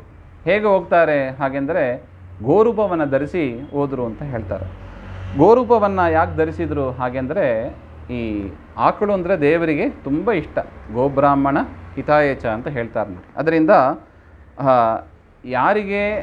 ಯಾರನ್ನು ಪ್ರಸನ್ನಗೊಳಿಸೋದಕ್ಕೆ ಹೇಗೆ ಹೋಗಬೇಕೋ ಹಾಗೆ ಹೋಗಬೇಕು. ಮಠಕ್ಕೆ ಬರುವಾಗ ಮಡಿಯಲ್ಲೇ ಉಟ್ಕೊಂಡು ಬರಬೇಕು, ಪ್ಯಾಂಟ್ ಶರ್ಟ್ ಹಾಕ್ಕೊಂಡು ಹೋಗಬಾರ್ದು. ಅಸೆಂಬ್ಲಿಗೆ ಹೋಗುವಾಗ ಅಲ್ಲಿ ಪಂಚಗಚ್ಚೆ ಉಟ್ಕೊಂಡು ಹೋಗಬಾರ್ದು. ಯಾರು ಎಲ್ಲಿ ಹೋದರೆ ಹೇಗೆ ಸಂತೋಷ ಆಗ್ತದೋ ಆ ರೀತಿಯಾಗಿ ಹೋಗಬೇಕು ಎಂಬ ಅದನ್ನು ತೋರಿಸಿಕೊಡ್ತಾ ಇದ್ದಾರೆ ಭೂಮಾತೆ. ಪರಮಾತ್ಮನ ಹತ್ರ ಹೋಗುವಾಗ ಗೋರೂಪವನ್ನೇ ಧರಿಸಿ ಹೋದರು ಹಾಗೆ ಅಂತ. ಬ್ರಹ್ಮದೇವರ ಹತ್ರ ಹೋಗಿ ಪ್ರಾರ್ಥನೆ ಮಾಡಿದಾಗ ಬ್ರಹ್ಮದೇವರು ಎಲ್ಲ ದೇವತೆಗಳನ್ನು ಕರೆದುಕೊಂಡು ಕ್ಷೀರಸಾಗರಕ್ಕೆ ಹೋಗ್ತಾರೆ. ಬ್ರಹ್ಮದೇವರು, ರುದ್ರದೇವರು, ಇಂದ್ರಾದಿ ದೇವತೆಗಳು, ಎಲ್ಲ ದೇವತೆಗಳು, ಸಿದ್ಧರು, ಗಂಧರ್ವರು ಅಂತ ಯಾರ್ಯಾರಿದ್ದಾರೋ ಎಲ್ಲರೂ ಕರ್ಕೊಂಡು ಹೋಗಿ ಪರಮಾತ್ಮನಲ್ಲಿ ಕ್ಷೀರಸಾಗರದಲ್ಲಿ ಹೋಗಿ ಸ್ತೋತ್ರವನ್ನು ಮಾಡ್ತಾ ಇದ್ದಾರೆ. ಇದರಿಂದ ನಮಗೆ ಒಂದು ಪಾಠವನ್ನು ತೋರಿಸಿಕೊಡ್ತಾ ಇದ್ದಾರಂತೆ. ಏನದು ಪಾಠ ನೋಡಿ? ಗುರುಸಾರ್ವಭೌಮರ ಇದಕ್ಕೆ ಹೇಳಿದ್ದು, ಗುರುಗಳ ಕೈಯಲ್ಲಿ ಕೊಡಬೇಕು. ನಾವಾಗಿದ್ದರೆ ಏನು ಹೇಳ್ತೀವಿ? ಹೌದು, ದುಃಖ ಬಂದು ದೊಡ್ಡವ್ರ ಹತ್ರ ಹೋದರೂ ಇಷ್ಟೇ ಮುಗಿಸ್ಬಿಡ್ತೀವಿ ಹೇಳಿದ್ವಿ. ಅಷ್ಟಕ್ಕೆ ನಿಲ್ಲಿಸಲ್ಲ ನೋಡಿ ಅವರು. ಬ್ರಹ್ಮಾದಿ ದೇವತೆಗಳು ಪರಮಾತ್ಮನ ಹತ್ರ ಹೋಗಿ ಶರಣು ಹೋದರು. ಇದರಿಂದ ಏನು ತೋರಿಸಿಕೊಡ್ತಾ ಇದೆ? ಪರಮಾತ್ಮ ಸ್ವತಂತ್ರ, ಉಳಿದವರು ಅಸ್ವತಂತ್ರರು. ಎಷ್ಟು ಮುಖ್ಯವಾದ ಒಂದು ಶಾಸ್ತ್ರ ಪ್ರಮೇಯ ನೋಡಿ. ಭಾಗವತ ಕತೆ ಕೇಳಿದರೆ ಈ ವಿಚಾರ ನಮಗೆ ಬರೋದೇ ಇಲ್ಲ. ಹೌದು, ಬ್ರಹ್ಮಾದಿ ದೇವತೆಗಳು ಹೋದರು, ದೇವರಿಗೆ ಶರಣು ಹೋದರು, ಇಷ್ಟೇ ನಾವು ಹೇಳ್ತೀವಿ ಹೊರತು ಅದರ ಹಿನ್ನೆಲೆಯಲ್ಲಿ ಇರುವ ಒಂದು ತತ್ವ ಇದೆ. ಯಾವುದದು? ಪರಮಾತ್ಮನೇ ಸ್ವತಂತ್ರ, ಉಳಿದವರು ಅಸ್ವತಂತ್ರರು. ಅದನ್ನು ದೇವತೆಗಳು ಹೇಗೆ ಏನು ಮಾಡೋದಿಲ್ಲ? ಗುಟ್ಟಾಗಿ ಮುಚ್ಚಿಡೋದಿಲ್ಲವಂತೆ. ಅನೇಕ ಜನರು ನನ್ನನ್ನೇ ಸ್ವತಂತ್ರ ಅಂತ ತಿಳ್ಕೊಂಡಿದ್ದಾರೆ, ಅರ್ಥಾತ್ ಬ್ರಹ್ಮದೇವರನ್ನೇ ಕೆಲವರು ಸರ್ವೋತ್ತಮ ಅಂತ ತಿಳ್ಕೊಂಡಿದ್ದಾರೆ, ಕೆಲವರು ರುದ್ರದೇವರನ್ನೇ ಸರ್ವೋತ್ತಮ ಅಂತ ತಿಳ್ಕೊಂಡಿದ್ದಾರೆ. ಅದರಿಂದ ನಾನು ದೇವರಲ್ಲಿ ಪ್ರಾರ್ಥನೆ ಮಾಡೋದು ಎಲ್ಲ ಎಲ್ಲಿ? ಮನೆಯೊಳಗೆ ನಾನು ದೇವರನ್ನು ಸ್ತೋತ್ರ ಮಾಡೋದು. ಹೊರಗೆ ಬಂದಾಗ ನಾನೇ ಸರ್ವೋತ್ತಮ ಅಂತ ತೋರಿಸಿಕೊಳ್ಳೋದು ಆ ರೀತಿಯಾಗಿ ಇಲ್ಲ ನೋಡಿ. ದೇವತೆಗಳಿಗೆ ಎಷ್ಟು ದೊಡ್ಡ ಗುಣ ಇದು. ಇವತ್ತು ಕೂಡ ನಾವು ತುಂಬ ಮನುಷ್ಯರಲ್ಲಿ ಕಾಣ್ತೀವಿ, ಏನೇ ಪ್ರಾರ್ಥನೆ ಮಾಡಿದರೂ ಕೂಡ ಒಳಗೋಗಿ ಮಾಡ್ಕೋತಾರೆ, ಹೊರಗೆ ತೋರಿಸುವಾಗ ತಾವು ದೊಡ್ಡವರು ಅಂತಲೇ ತೋರಿಸಿಕೊಳ್ಳೋದುಂಟು. ಆ ರೀತಿಯಾಗಿ ಕೆಲವರು ಇರ್ತಾರೆ. ಆದರೆ ದೇವತೆಗಳಿಂದ ಕಲಿಬೇಕಾದ ಪಾಠ ಏನು? ತಮ್ಮ ಪಾರತಂತ್ರ್ಯವನ್ನು ಇಡೀ ಜಗತ್ತಿಗೆ ತೋರಿಸ್ತಾರಂತೆ ಅವರು. ಹೇಗೆ ತೋರಿಸ್ತಾರೆ? ಪರಮಾತ್ಮನ ಹತ್ರ ಶರಣು ಹೋದರು. ತನಗೇನಾದ್ರು ಒಂದು ದುಃಖ ಅಂತ ಬಂದಾಗ ತಾವೇ ಅದನ್ನು ಸಾಲ್ವ್ ಮಾಡಿಲ್ಲ. ಯಾಕೆ? ತಾವು ಅಸಮರ್ಥರು ಅಂತ ಗೊತ್ತು. ಯಾಕೆ ಅಸಮರ್ಥರು? ಯಾಕೆಂದರೆ ಯಾರು ದೈತ್ಯರು ಅಂತ ಇದ್ದಾರೆ ಅವರಿಗೆಲ್ಲ ವರ ಕೊಟ್ಟದ್ದು ಯಾರು? ಇವರೇ, ಈ ಬ್ರಹ್ಮರುದ್ರಾದಿಗಳೇ ವರ ಕೊಟ್ಟಿರೋದು. ತಾವೇ ವರವನ್ನು ಕೊಟ್ಟು ತಾವೇ ಅವ್ರನ್ನ ಸಂಹಾರ ಮಾಡಲಿಕ್ಕಾಗ್ತದಾ? ಆಗೋದಿಲ್ಲ. ಮತ್ತು ಮುಂದೆ ಅಸುರರು ಯಾರು ಬರೋದಿಲ್ಲ ಈ ರೀತಿಯಾಗಿ ಮಾಡಿದರೆ. ನೋಡಿ, ನೀವೇ ವರವನ್ನು ಕೊಡ್ತೀರ, ನೀವೇ ಮತ್ತು ಸಂಹಾರವನ್ನು ಮಾಡ್ತೀರ, ನಿಮ್ಮ ಹತ್ರ ಯಾಕೆ ನಾ ವರ ಪಡಿಬೇಕು? ಯಾರು ಬ್ರಹ್ಮರುದ್ರ ಹತ್ರ ಹೋಗೋದೇ ಇಲ್ಲ. ಅದು ಸರಿಯೂ ಅಲ್ಲ. ತನ್ನ ಭಕ್ತ ಅಂತ ಆದ ಮೇಲೆ ತಾವು ಹೋಗಿ ಹೇಗೆ ಸಂಹಾರ ಮಾಡೋದು? ಅದರಿಂದ ಬ್ರಹ್ಮರುದ್ರಾದಿಗಳಲ್ಲಿ ಇರುವ ಒಂದು ತೊಡಕು ನೋಡಿ. ಯಾರೂ ಅಸುರರು ಕೂಡ ದೇವರನ್ನು ಆರಾಧನೆ ಮಾಡಿ ವರವನ್ನು ಪಡೆದದ್ದು ಅಂತ ಕೇಳಿದ್ದೀರಾ? ಇಲ್ಲವೇ ಇಲ್ಲ ನೋಡಿ. ದೇವರನ್ನು ಆರಾಧನೆ ಮಾಡಿ ವರವನ್ನು ಪಡೆಯುವವರು ಅಂದರೆ ಸದ್ಭಕ್ತರೇ. ದುಷ್ಟರು ಯಾರೂ ಕೂಡ ಆ ಥರ ಇಲ್ಲವೇ ಇಲ್ಲ. ಎಲ್ಲ ಹೋಗೋದು ತಪಸ್ಸು ಮಾಡೋದು, ಬ್ರಹ್ಮದೇವರನ್ನೋ ರುದ್ರದೇವರನ್ನೋ ಸ್ಕಂದನನ್ನೋ ಗಣಪನನ್ನೋ ಪಾರ್ವತಿಯನ್ನೋ ಇಂಥವರನ್ನೇ ಉಪಾಸನೆ ಮಾಡೋದು, ವರವನ್ನು ಪಡೆಯೋದು.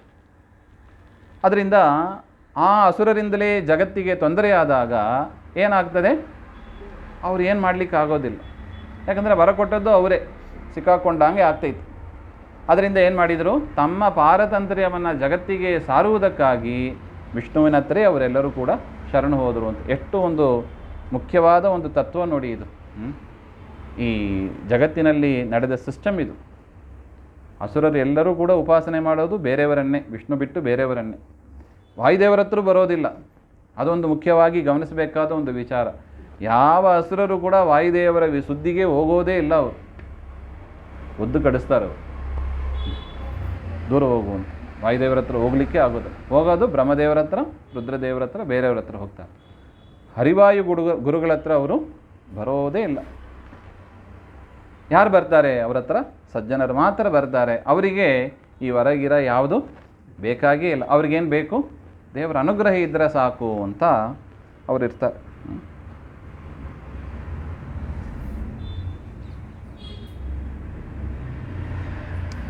ತದನಂತರ ಬ್ರಹ್ಮದೇವರು ತಮ್ಮ ಇಂದ್ರಿಯಗಳು, ಪ್ರಾಣವು ಎಲ್ಲವನ್ನು ಕೂಡ ನಿಗ್ರಹ ಮಾಡಿ ಧ್ಯಾನದಲ್ಲಿ ಇರ್ತಾರೆ. ಅಂಜಲಿ ಮುದ್ರೆಯಿಂದ ಪರಮಾತ್ಮನನ್ನು ಧ್ಯಾನ ಮಾಡ್ತಾ ಇದ್ದಾರೆ. ಗೊತ್ತು ಆ ಸಂದರ್ಭದಲ್ಲಿ ಪರಮಾತ್ಮ ದರ್ಶನ ಕೊಡ್ತಾನೆ ಅಂತ. ಪರಮಾತ್ಮನ ದರ್ಶನಕ್ಕೆ ಅವರು ಸಿದ್ಧರಾದರು ಅಂತ ನೋಡಿ. ಇದು ದೊಡ್ಡವರ ಪ್ರೋಟೋಕಾಲ್. ಅದು ದೊಡ್ಡವರನ್ನು ನೋಡಬೇಕು ಅಂದರೆ ಹೀಗೆ ಬಾಗಿಲು ತೆರ್ಕೊಂಡು ಹೋಗ್ಲಿಕ್ಕಿಲ್ಲ. ಅದು ಏನು ಮಾಡಬೇಕು? ಅವರ ಅಪ್ಪಣೆಯನ್ನು ಪಡೀಬೇಕು. ಸುಮಧ್ವ ವಿಜಯದಲ್ಲಿ ಬರುತ್ತದೆ. ಬದ್ರಿಕಾಶ್ರಮಕ್ಕೆ ಹೋಗ್ತಾರೆ, ದಕ್ಷಿಣ ಬದರಿಗೆ ಹೋಗ್ತಾರೆ ಶ್ರೀಮನ್ ಮಧ್ವಾಚಾರ್ಯರು. ನನಗೆ ಉತ್ತರ ಬದರಿ ಆಕ್ಸಸ್ ಇದಂತೆ ಸೀದಾ ಅವರು ಹೋಗೋದಿಲ್ಲ. ಏನು ಮಾಡಿದರು? ದಕ್ಷಿಣ ಬದರಿಗೆ ಹೋಗಿ ಅಲ್ಲಿ ತಪಸ್ಸನ್ನು ಮಾಡಿದರು. ಕಾಷ್ಟಮೌನ ಮದದಾದು ಉಪವಾಸಂ, 48 ದಿವಸ ಉಪವಾಸ ವ್ರತ, ಮೌನವ್ರತ. ಮೌನವ್ರತ ಅಂದರೆ ಪಾಠ ಪ್ರವಚನ ನಿಂತೋಯ್ತು ಅಂತ ತಿಳ್ಕೋಬಾರ್ದು. ಸದಾ ಪಾಠ ಪ್ರವಚನ ಇದ್ದೇ ಇರ್ತದೆ. ಪರಮಾತ್ಮನನ್ನು ಬಿಟ್ಟು ಬೇರೆ ವಿಚಾರ ಯಾವುದು ಮಾತನಾಡುವಂತೆ ಇಲ್ಲ. ಅದೇ ಮೌನವ್ರತ.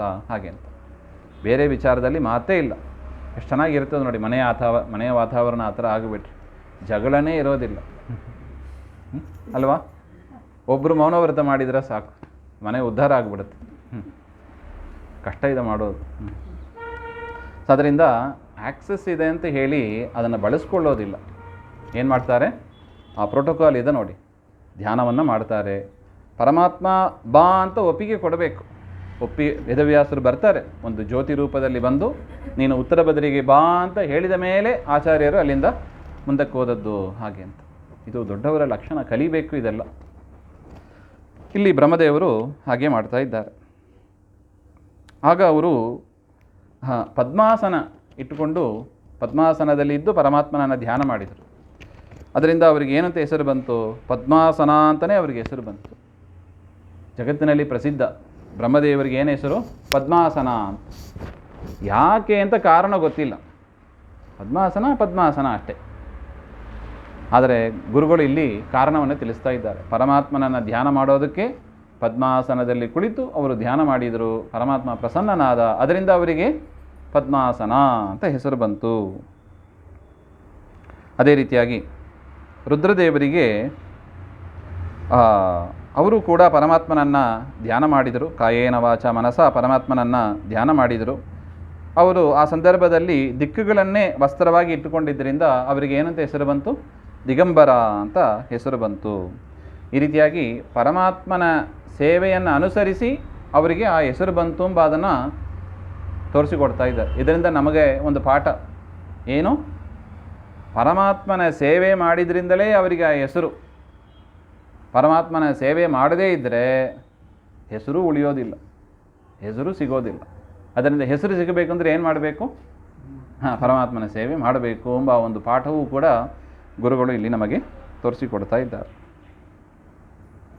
ಅದೇ ರೀತಿಯಾಗಿ ಆದಿಶೇಷನಿಗೆ ಅವನು ಕೂಡ ಸೇವೆ, ಶೇಷದೇವರು ಕೂಡ ಸೇವೆ ಮಾಡ್ತಾರೆ.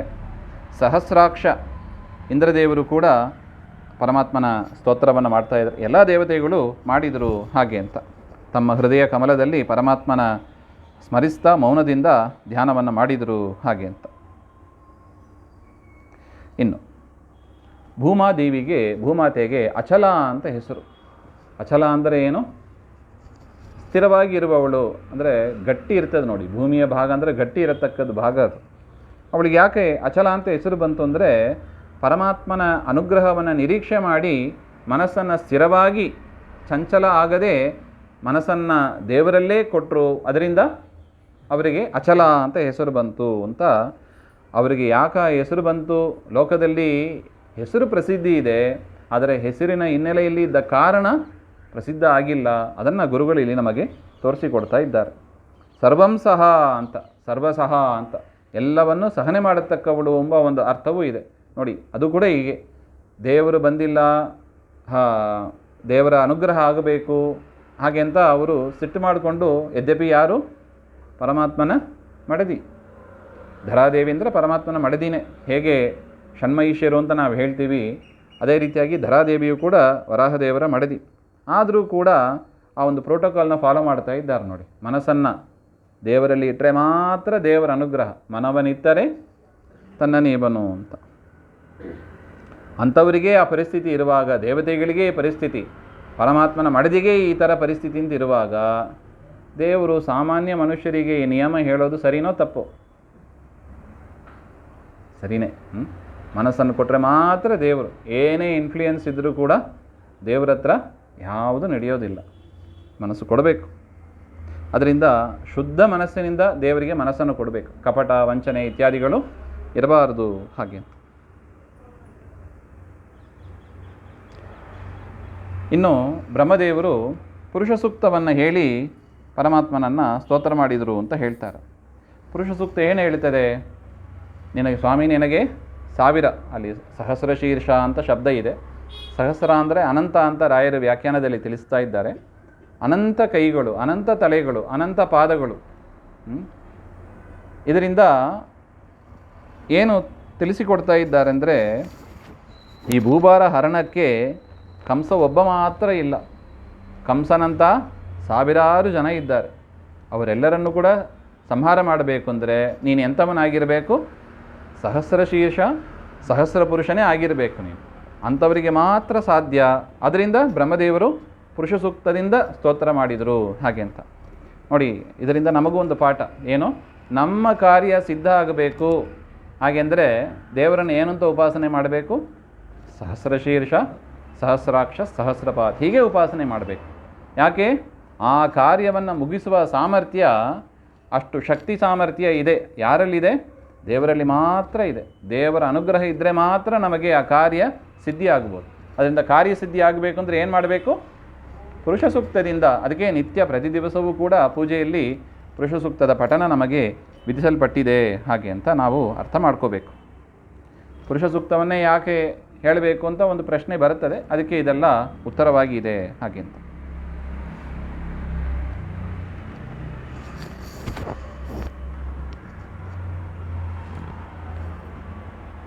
ಈ ರೀತಿಯಾಗಿ ಬ್ರಹ್ಮದೇವರು ಧ್ಯಾನ ಮಾಡಿದರು. ಅವರು ಮಾಡಿದ ಧ್ಯಾನವನ್ನು ಕಲ್ಪವೃಕ್ಷ ಅಂತ ಹೇಳ್ತಾರೆ ಗುರುಗಳು. ಬ್ರಹ್ಮದೇವರು ಮಾಡಿದ ಧ್ಯಾನ ಅದು ಕಲ್ಪವೃಕ್ಷ. ಆ ಕಲ್ಪವೃಕ್ಷದ ಫಲ, ಒಂದು ಮರ ಅಂದರೆ ಒಂದು ಹಣ್ಣು ಏನಾದ್ರು ಕೊಡ್ತದೆ ಅಲ್ವೇ? ಕಲ್ಪವೃಕ್ಷದ ಫಲ ಏನು? ಪರಮಾತ್ಮನ ದರ್ಶನ ಅಂತ ಹೇಳ್ತಾರೆ. ಅದೇ ಫಲ. ಧ್ಯಾನದ ಫಲ ಏನು? ಪ್ರತ್ಯಕ್ಷ ದೇವರ ದರ್ಶನ. ನಮಗೂ ಒಂದು ಪಾಠ, ದೇವರ ದರ್ಶನ ಆಗಬೇಕು, ಏನು ಮಾಡಬೇಕು? ಬರೀ ಕರ್ಮ ಮಾಡಿದರೆ ಸಾಕಾಗದು. ಏನು ಮಾಡಬೇಕು? ಶ್ರವಣಂ, ಮನನ, ಧ್ಯಾನ, 3 ಮೆಟ್ಲು ಹೇಳಿದ್ದಾರೆ. ಶ್ರವಣ, ಮನನ, ಧ್ಯಾನ. ಹೀಗೆ ಮಾಡಿದರೆ ಮಾತ್ರ ದೇವರ ದರ್ಶನ ಆಗ್ತದೆ. ನೋಡಿ, ಬ್ರಹ್ಮದೇವರು ಮಾಡಿದರು, ದೇವರ ದರ್ಶನ ಆಯಿತು ಅಂತ.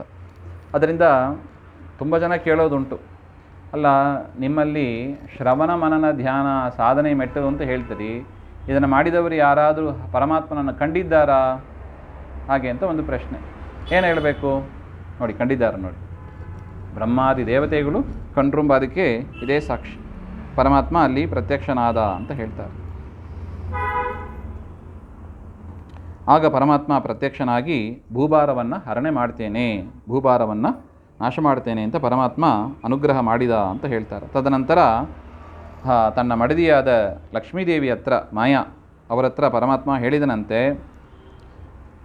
ನೋಡಿ ದೇವತೆಗಳಿಗೆಲ್ಲ ಒಡೆಯ ಬ್ರಹ್ಮದೇವರು, ಬ್ರಹ್ಮದೇವರಿಗೂ ಕೂಡ ದೊಡ್ಡ ಸ್ಥಾನ, ಬ್ರಹ್ಮದೇವರಿಗಿಂತಲೂ ದೊಡ್ಡ ಸ್ಥಾನ ಲಕ್ಷ್ಮಿ.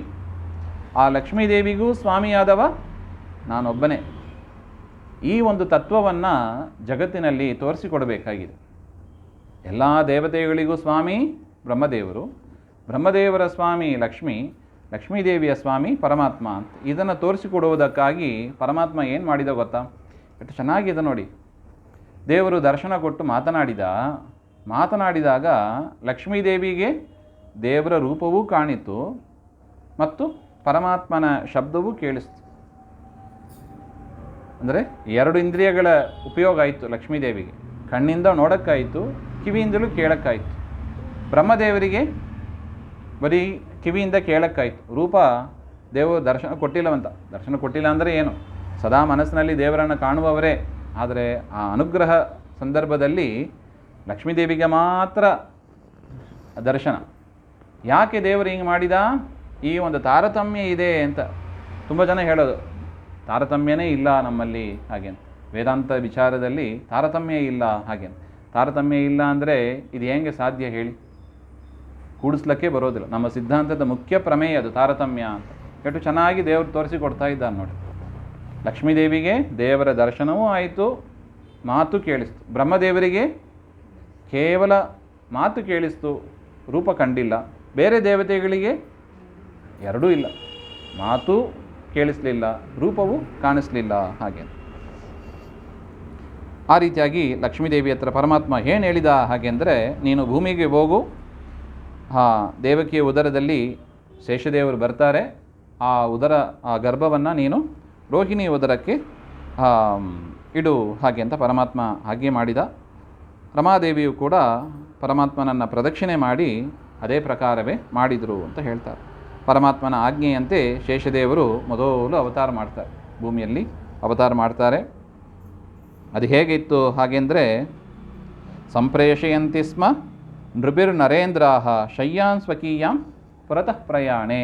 ಪರಮಾತ್ಮ ಒಂದು ರಾಜ ಹೋಗಬೇಕು ಅಂದರೆ ಮೊದಲು ಅವನ ಬೆಡ್ ಗಿಡ್ಡೆಲ್ಲ ಮೊದಲು ಹೋಗ್ತದೆ ನೋಡಿ. ಅದೇ ರೀತಿಯಾಗಿ ಪರಮಾತ್ಮ ತನ್ನ ದೇವರ ಬೆಡ್ ಅಂದರೆ ಯಾವುದು? ಶೇಷದೇವರೇ, ಶೇಷಶಾಹಿ ಪರಮಾತ್ಮ ಅಲ್ಲವೇ? ಮೊದಲು ಶೇಷದೇವರನ್ನು ಕಳುಹಿಸಿದ ಹಾಗೆಂತ ಹೇಳ್ತಾ ಇದ್ದಾರೆ. ಈ ರೀತಿಯಾಗಿ ರೋಹಿಣಿ ಉದರದಲ್ಲಿ 3 ತಿಂಗಳು ಇದ್ದು ದುರ್ಗಾದೇವಿ ಅವನನ್ನು ರೋಹಿಣಿ ಉದರಕ್ಕೆ ಟ್ರಾನ್ಸ್ಫರ್ ಮಾಡಿದರು. ಅವನೇ ಬಲರಾಮನಾಗಿ ಹುಟ್ಟಿದ್ದು ಅಂತ ಹೇಳ್ತಾರೆ.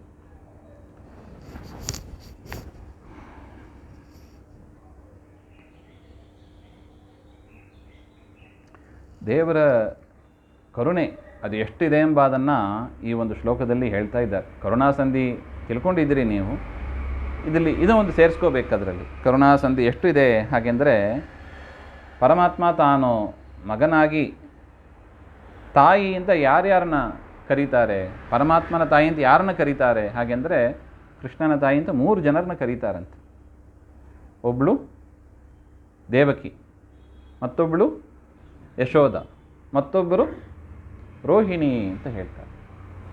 ಅಲ್ಲ, ರೋಹಿಣಿ ಹೆಂಗೆ ತಾಯಿ ಅಂತ ಹೇಳಿಗೆ ಬರ್ತದೆ ಅಂತ ಒಂದು ಪ್ರಶ್ನೆ ಬರ್ಬೋದು.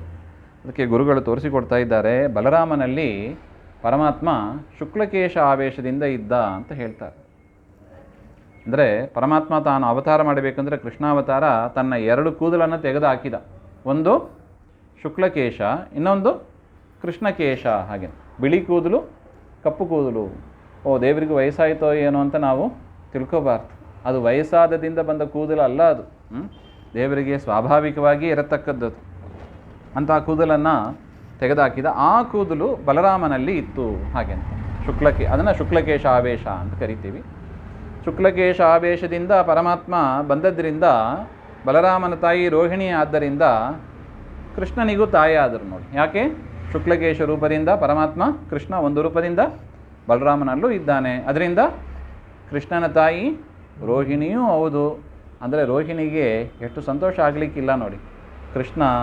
ಕೃಷ್ಣನ ತಾಯಿ ನಾನು ಹಾಗೆ ಅಂತ ಹೇಳ್ಕೋಬೇಕು ಅಂದರೆ ಅದನ್ನು ವಾಸ್ತವ ಸತ್ಯ ಅಂತ ಮಾಡಿದ ನೋಡಿ ಪರಮಾತ್ಮ. ಆ ರೋಹಿಣಿ ಮೇಲೆ ಎಷ್ಟು ದಯೆ ಇದ್ದರೆ ದೇವರು ಇದನ್ನು ಮಾಡಿರಬೇಕು. ಕೃಷ್ಣನ ತಾಯಿ ಅಂತ ಹೇಳಿಕೊಂಡು ಕುಣಿದಾಡಿದ್ರಂತ ಅವರೆಲ್ಲ. ಬಲರಾಮನ ತಾಯಿಯೂ ಹೌದು, ಕೃಷ್ಣನ ತಾಯಿಯೂ ಹೌದು. ಶುಕ್ಲಕೇಶ ರೂಪದಿಂದ ಪರಮಾತ್ಮ ಆ ರೀತಿಯಾದ ಒಂದು ಅನುಗ್ರಹವನ್ನು, ಇದನ್ನೇ ಕರುಣೆ ಅಂತ ಹೇಳೋದು.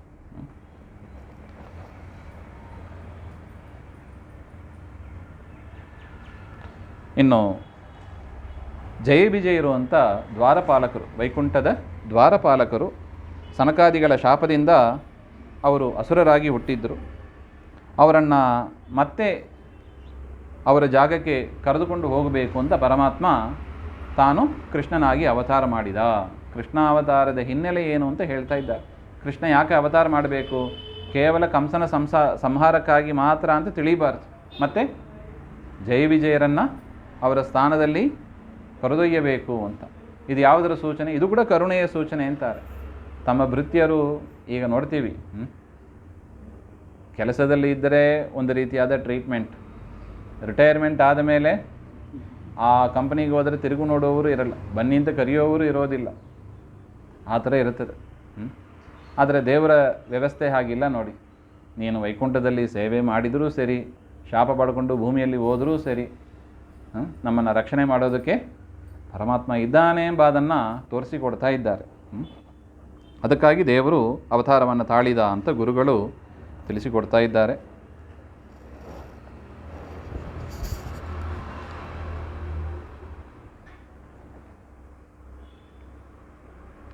ತದನಂತರ ಶೇಷದೇವರು ರೋಹಿಣಿ ಉದರಕ್ಕೆ ಹೋದ ಬಳಿಕ ಪರಮಾತ್ಮ ತಾನು ದೇವಕಿ ಉದರವನ್ನು ಪ್ರವೇಶ ಮಾಡ್ತಾ ಇದ್ದಾನೆ. ಆ ಸಂದರ್ಭದಲ್ಲಿ ಬ್ರಹ್ಮಾದಿ ದೇವತೆಗಳು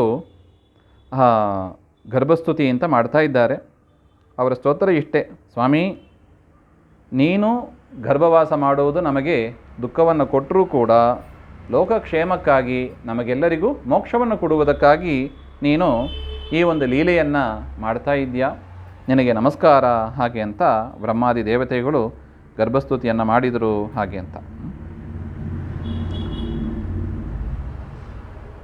ತದನಂತರ ಕೃಷ್ಣಾವತಾರ ಆಗ್ತದೆ. ಅದನ್ನು ನಾಳೆ ಮತ್ತೆ ಸೇರಿದಾಗ ನೋಡೋಣ ಅಂತ. ಯಸ್ಸರ್ವಗುಣ ಸಂಪೂರ್ಣ ಸರ್ವದೋಷ ವಿವರ್ಜಿತ ಪ್ರಿಯತಾಂ ಪ್ರೀತೇಯ ಬಾಲಂ ವಿಷ್ಣೋರ್ಮೆ ಪರಮಸೂರತ್. ಶ್ರೀಮಧ್ವಾಂತರ್ಗತ ಶ್ರೀಕೃಷ್ಣಾರ್ಪಣಮಸ್ತು. ಶ್ರೀಹರೇ ನಮಃ.